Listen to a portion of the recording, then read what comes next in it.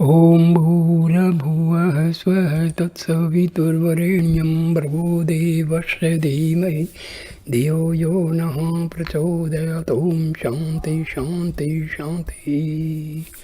Namaste, my dear friends. This is 16th video on Sai Gita. In the last video, Satya Sai Baba was narrating a story of the animals living in a vast jungle. After the speeches of animals, the final speech of the president, he says, was the president of that meeting. So what he says, let us see. Through effort, humans can transform their lower nature. The sage addressed the gathering, "Dear animals, all that you have just spoken of is true.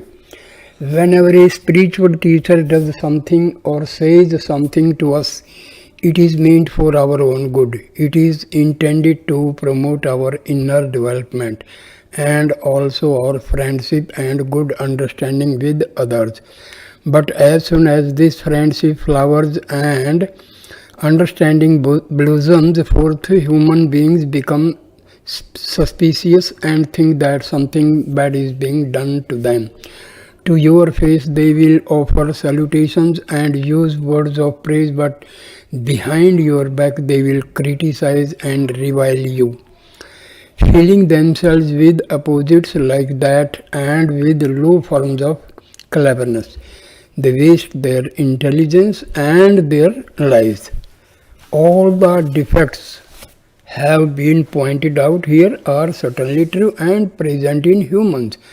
As for good, sleep, breathing and such things, there is absolutely no difference between humans and animals. The sage continued, I do want to point out, however, that there is one specialty in human beings that is unique, in which they cannot be compared with the animals. Animals may inherit a streak of cruelty. Once they have acquired that, they cannot change it. A tiger, however hungry he may be, will not eat rice and curry. He only aspires to have mutton. He will not settle for just a little tea and biscuits. However much he may try to change his habits, he will not succeed. On the other hand, if sufficient efforts are made by humans, they can transform their cruel nature and any of their bad habits. The most important difference between humans and animals is that humans with effort can bring about a complete transformer in themselves, whereas animals will not be able to accomplish that. These special capacities and skills for transforming themselves are only available to human beings.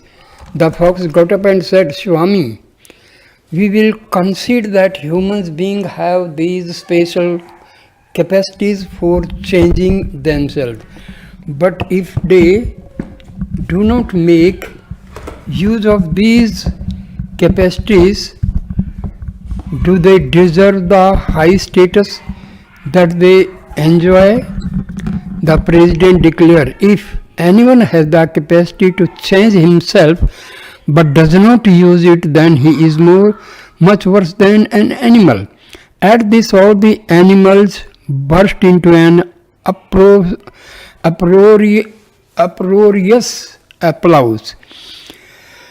The cheering went on and on until the president gabbled for order. The sage then repeated the principal point he had just made, that any human being who had the capacity for doing good but who do not use this quality to improve their own behavior and develop the good within themselves were without a doubt worse than animals.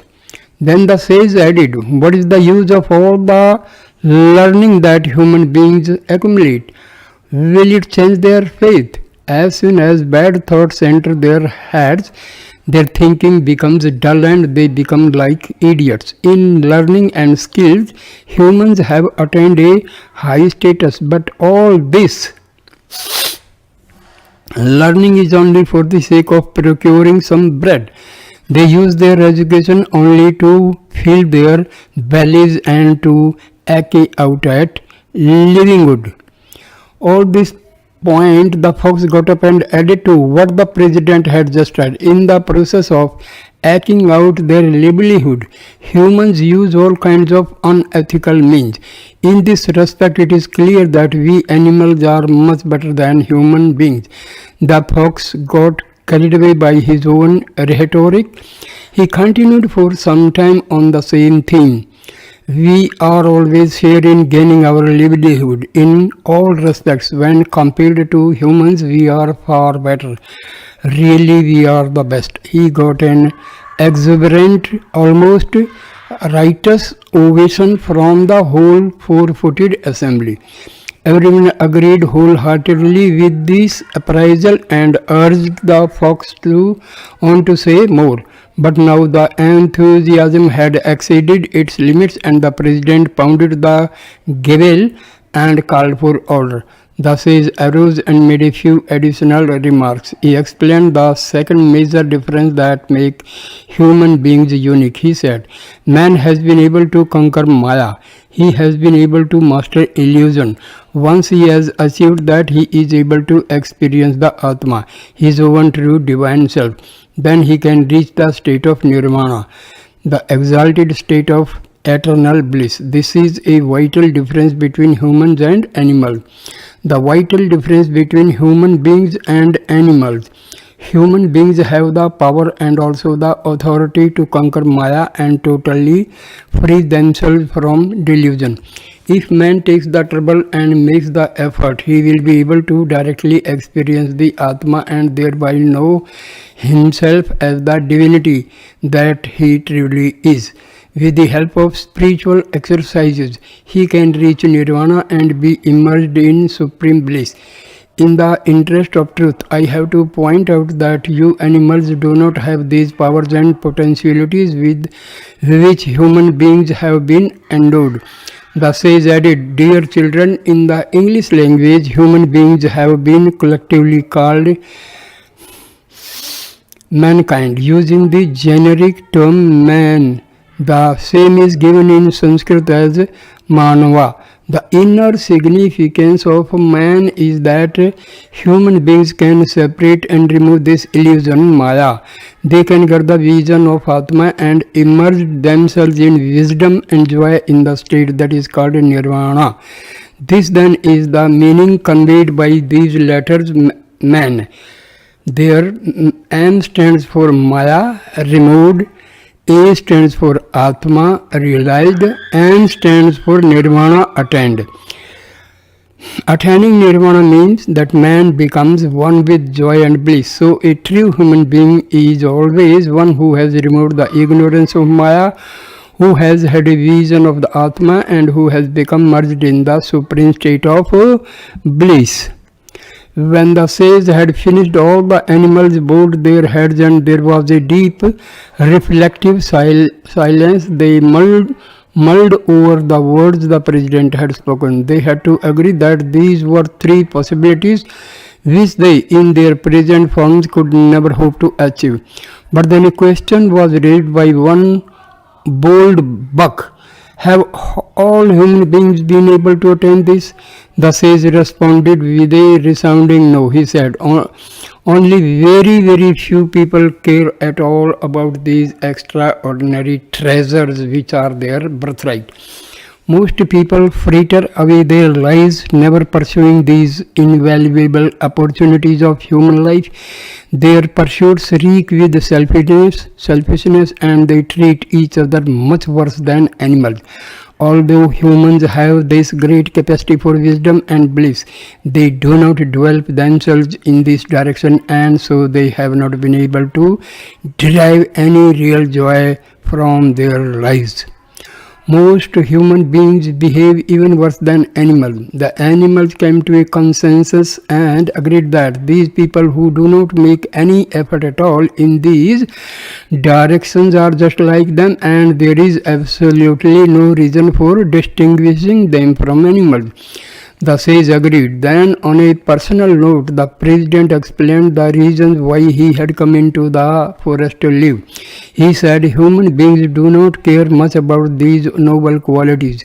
Animals give trouble only to those who give them trouble.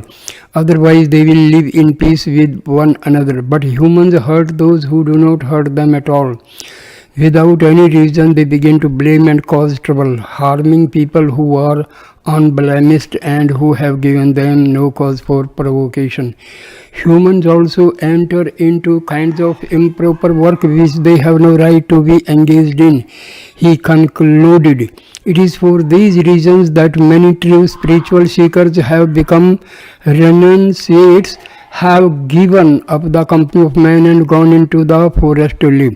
Humanity is becoming increasingly selfish. Whatever people say, whatever they do, whatever they think is laced with selfish motives. Animals do not have such selfishness. Animals are not harming other animals and accumulating wealth. Therefore, in many ways, humans behave worse than animals.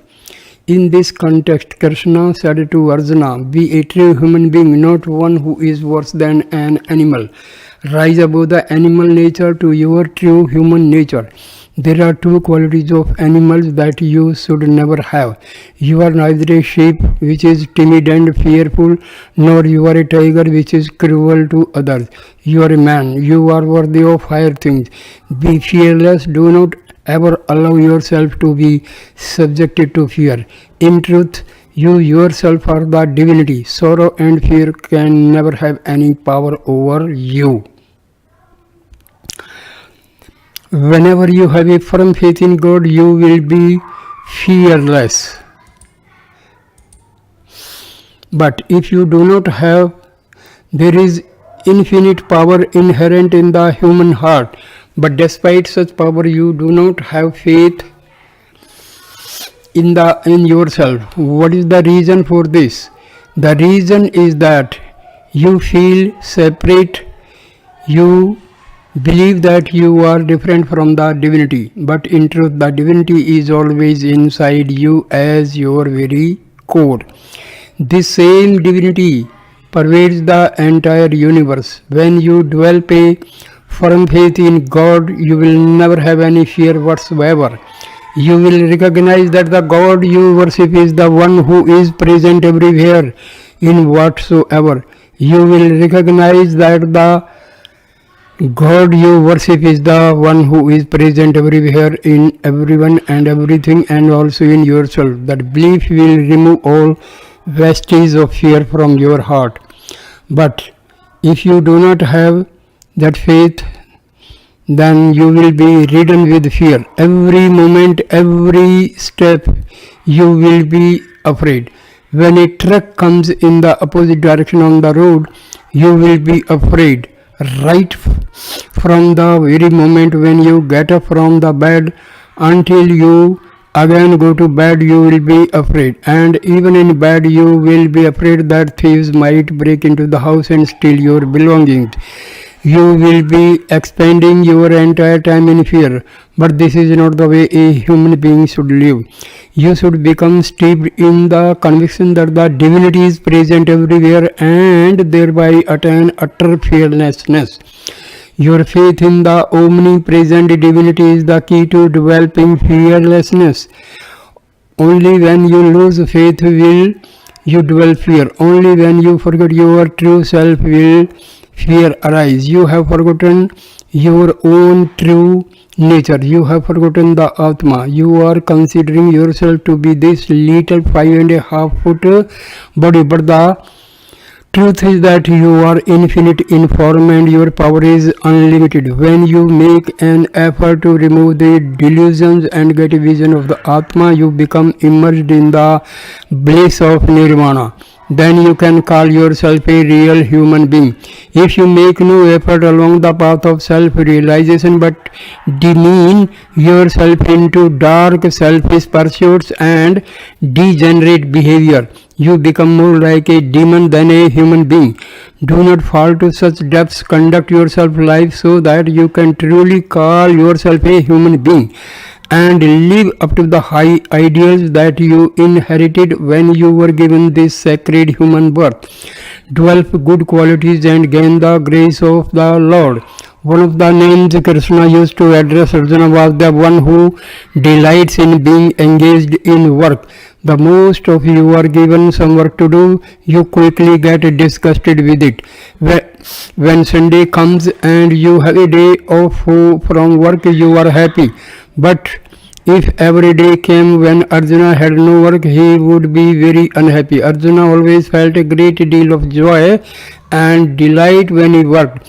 The different names Krishna used for Arjuna in the Gita are associated with various noble qualities and virtues. You will be able to understand the nature of the divinity if every day you take up one virtue and try to incorporate it in your life. Patience, forbearance, compassion, and non-violence are some of the qualities that have already been taken up in this chapter. Now you have also learned about fearlessness. There are a number of other important qualities. Only when you develop these qualities in your daily activities will you be able to earn the grace of the Lord. Without developing these noble qualities, you will not be able to gain a place in God's house, irrespective of the education, position, and wealth you have been able to earn. A person is not permitted to go to another country without a passport. Similarly, in order to earn the grace of God, your good qualities serve you as your passport. You must develop these qualities. Along with your education, you should also acquire good habits and sterling character. Without these, all your education will be of no use. This education you are now pursuing is only useful for living in the physical world. It will not take you to God. In the world of today, scientists have been able to glean a number of secrets from nature. But have they been able to gain peace of mind? Have they been able to get joy and happiness from the machines they developed? Happiness and peace cannot come from these. You can get peace only from the divinity. The worldly happiness and peace you get is but momentary and impermanent. It cannot take you to the state of permanent bliss.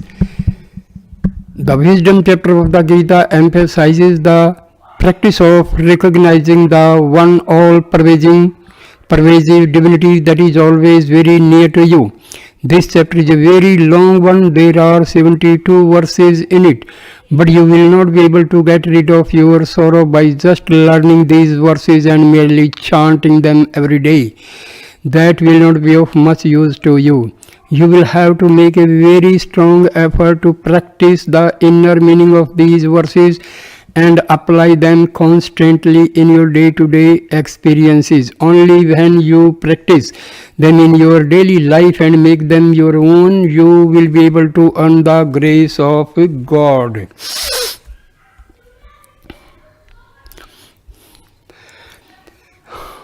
And be forever united with Him. Turn towards God and God will turn towards you. When you develop your power of discrimination and become fully awake to the indwelling divinity, you will not suffer sorrow nor be subjected to fear.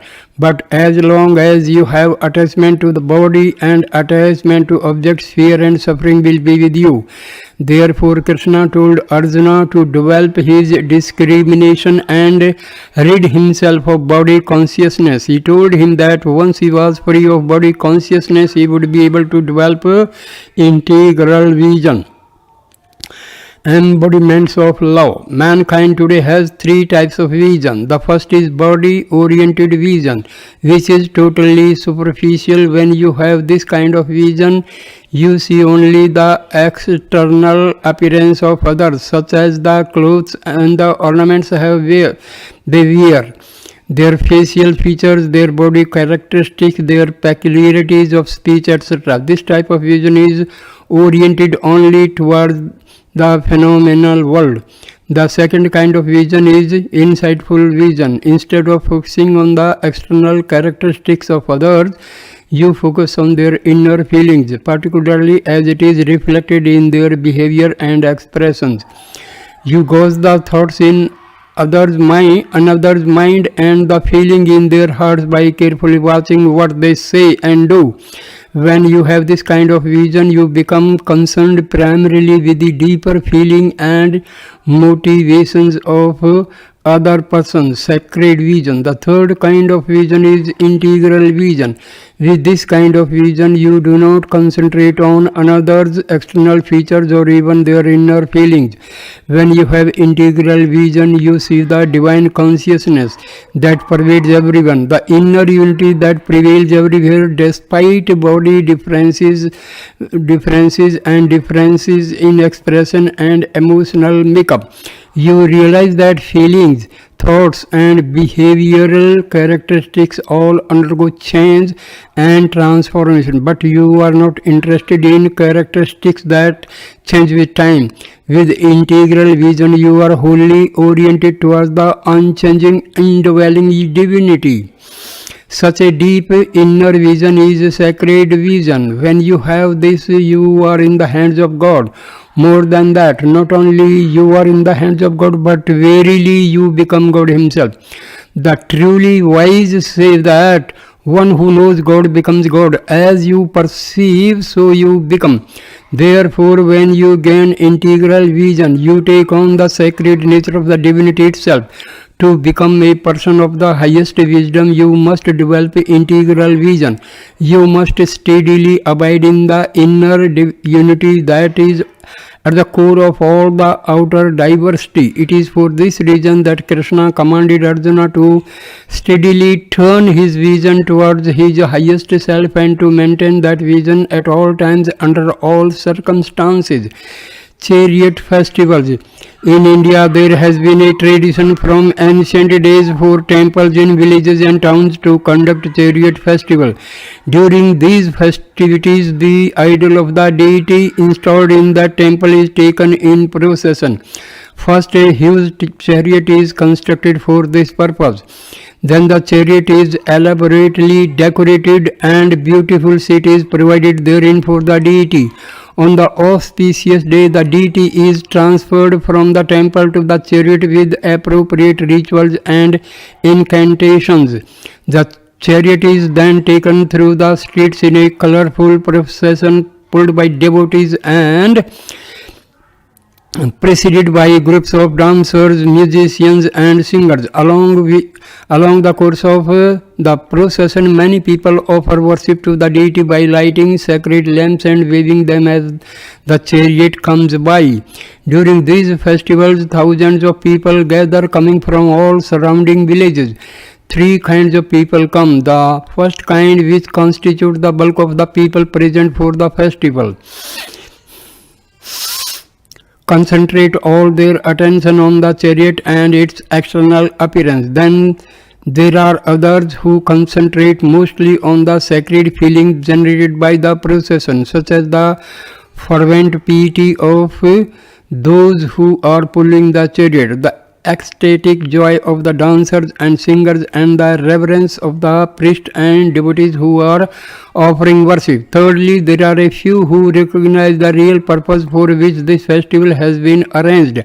Only this small handful cares to have a vision of the indweller, the sacred person who is seated in the chariot.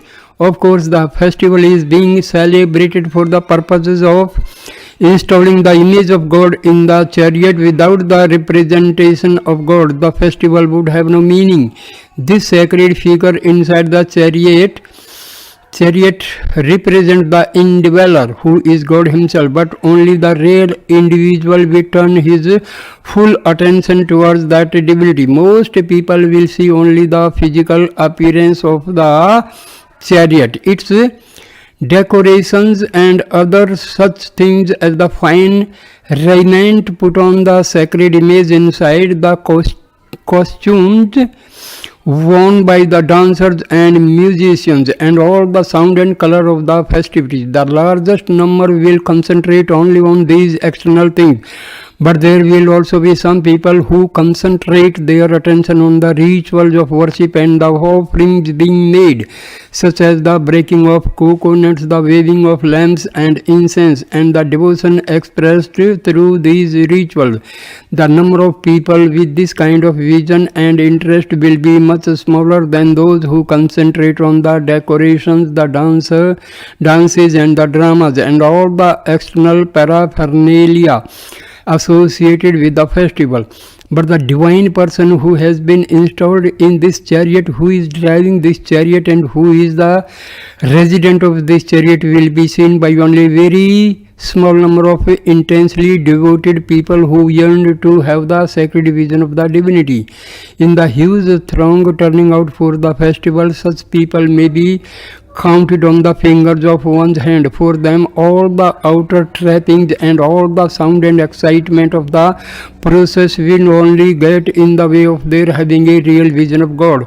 All they long for is to see and be with their beautiful Lord, whose representation is seated in the chariot of the human body. What is the deeper meaning of this chariot? How many such chariots are there? The chariot that is being spoken of here is the human body. So there is not just one chariot but millions upon millions of chariots. Every day these chariots move from state to state and house to house, taking the indwelling resident in procession. You have been developing your vision in such a way that you see only the body and its external features or the expressions arising from various feelings and emotional states. But you have not learned to develop the internal vision, the vision which perceives the indwelling person in this chariot of the body and understands who he really is. It is very rare individual who attempts to look deeper beyond the external and superficial aspect of the body and beyond the emotional and mental traits of the individual to try to discover the sacred divine principle which is there inside. The bodies of human beings are not the only chariots. The bodies of animals like dogs or tigers or elephants are also chariots. In fact, the body of every being is a chariot. For example, Lord Shiva is depicted as riding on Nandi, the bull. The bullock is Shiva's chariot. Yet when you see a bullock, you do not think of Lord Shiva. Still, he will be seated there. When you see a rat, you will not be thinking of Ganesha, the elephant god, who represents the aspects of protection and wisdom in the divinity. Lord Ganesha will be there riding on that rat. The rat is his vehicle. So it is also a chariot in which God is installed. In a similar way, lions, crows, dogs, snakes, eagles, and so many other animals and birds are used as vehicle for the many different aspects of God. In truth, every living being is a chariot taking God in procession. These days you are developing the vision that sees only the chariot. You are focusing all your concentration on the external decorations. In this age, almost your entire time is spent on adorning the chariot and seeing to the comforts and pleasures of the body. As a result, you are paying attention only to the external differences and you are not spending any time trying to see the indweller. Therefore, Arjuna, said Krishna, know that all these people about whom you are so concerned are only chariots. They may be grandfathers, they may be brothers, they may be cousins, whoever they may be, they are only chariots. In truth, you are seeing only chariots in the form of these various relatives and teachers. You have been keeping your vision clouded by seeing only the body. But a sacred person like you should not care so much for externals. You must concentrate your mind on the indweller who is seated in every human being. Then only will your vision become sacred. Such sacred visions alone can provide the basis for your victory. Only a person who has sacred vision can achieve success in great undertakings. Arjuna, people are giving the same value to the shadow as they give to that which is casting the shadow. They are giving the same value to the reflection as they give to the one whose reflection they are seeing. But that is not correct. The unchanging sacred principle which has given rise to all these shadows and reflections is the eternal self. It is Atma. Its value is unlimited and beyond all measure. On the other hand, the external beauties of these bodies and all the thoughts and feelings and behaviors that are being manifested in these bodies are all just images. They are only shadows or reflections without any real substance or lasting value. When Arjuna gave so much value to mere reflections, he was displaying his ignorance. His was not a worldly type of ignorance, but ignorance related to the spirit. Arjuna had not developed his inner vision. He was not yet able to discriminate between which is real and that which is unreal. In order to save him from all the misunderstandings and confusion which would inevitably arise when there is a lack of inner vision, Krishna undertook to teach Arjuna the sacred knowledge of the eternal self. Krishna instructed Arjuna in the spiritual exercises which had to be practiced in order to attain his highest wisdom. The field of the heart. Before a farmer can raise a crop in his field, he has to do a great deal of preparations. Before the seeds can be sown, the land must be cleared of bristles, stones and weeds, and then it has to be softened by plowing and irrigation. The farmer must determine what particular type of seeds will grow best on that land and what kind of nutrients would be required to fertilize the soil. When all these preparations are completed, he finally sows the seeds. Therefore, before a crop can be raised, the entire field has to be made ready for cultivation. Stones and weeds have to be dug out and thrown away. Only then can the appropriate seeds be sown to assure a good crop. In a similar way, a spiritual aspirant must also carefully prepare the field of his heart. The same principles of cultivation apply to that field. First, one has to remove from heart all undesirable thoughts and useless habits. They have to be dug up and cleaned out. After that, you have to irrigate the entire field of the heart with the waters of love. These water of love makes the heart soft and cultivable. With the help of spiritual practices, you have to plow the field of your heart and spread the fertilizer of faith in order to make the soil rich and nutritious for the seeds to grow well there. Only when all this has been done will the entire field of the heart be ready for sowing. When the heart is covered with bad weeds of base thoughts, when it is barren, hard and dry and infertile, how can good seeds grow there and have any chance of maturing into a beautiful crop? It is in this connection that Krishna said to Arjuna, Arjuna, you must cultivate and transform the field of your heart. You must root out your external vision, develop a pure and strong flow of love for God. Sow the seeds of God's name in your heart and you will raise a rich harvest of unity consciousness there. For that is what grows best in that field. That is its very nature. Then you will become a man of steady wisdom and attain your spiritual goal. In the garden of your heart, you will be able to enjoy the sacred fruit of liberation. Once you have that, fear can never again trouble you.